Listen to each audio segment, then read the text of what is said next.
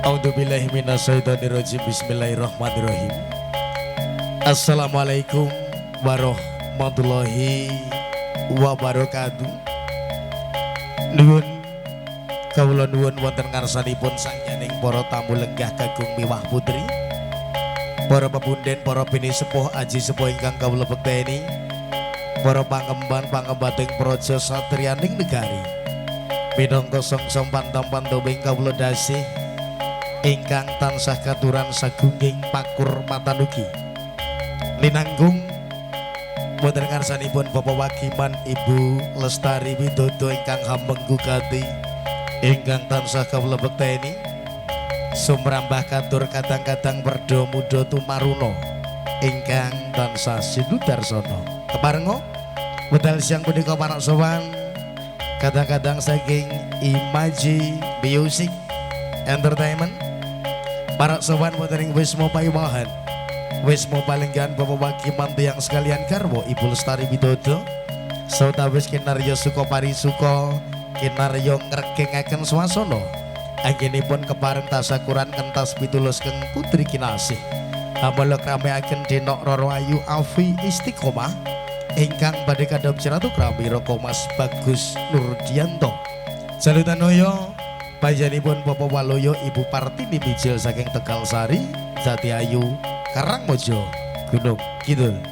Sawenipun kadang-kadang saking Imaji Musik Entertainment boten kata lumpen kadherekaken kadang-kadang penyanyi cacah 3 ingkang samangke kepareng jengkar saking Palenggan hamba bar kabudayan saos uga telelipur kunjuk katur sangjaring para tamu lenggah kakung miwah putri kadherekaken ingkang iring kiwa piyambak menika kepareng jengkar saking Palenggan para sowan Mbak Rosi Katrina.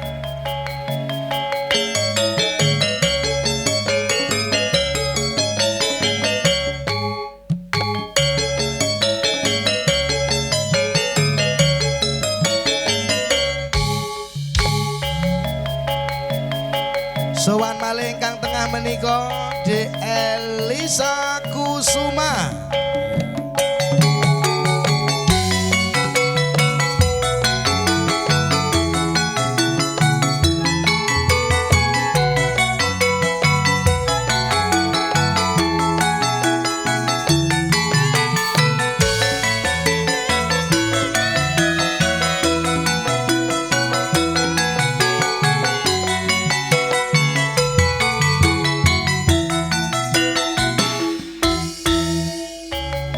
Sowan malih menika Dek Cahya Latifah.